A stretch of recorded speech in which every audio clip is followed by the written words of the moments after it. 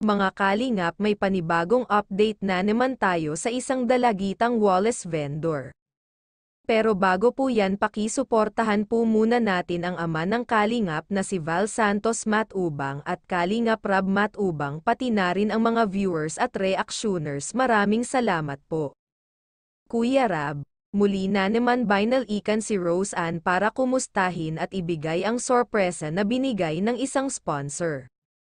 Binigyan ito si Rose Ann ng isang brand new cellphone at ang iba pang sponsor ay nagbigay din ng financial para sa kanilang pangangailangan sa araw-araw. Kaya sobrang nagpapasalamat si Rose Ann dahil sa dami ng tumulong sa kanya.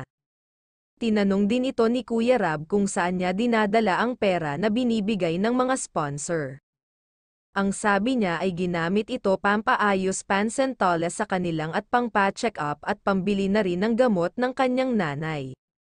Ang iba daw po ay iniipon niya ito para sa pag-aaral niya. Sabi pa niya patuloy pa din siya magtitinda ng Wallace dahil ito at nakasanayan na niya, mahirap daw umasa sa puro tulong dahil hindi daw ito panghabang buhay. Kaya makikita nation mga kalingap na sobrang sipag talaga ito ni Rose Ann.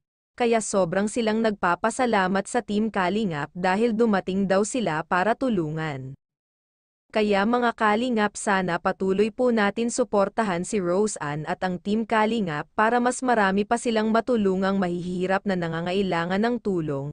Kaya hanggang dito na lang po mga kalingap. Kung bago lang po kayo sa channel ko, pa like and subscribe my channel. Thank you for watching and God bless us all.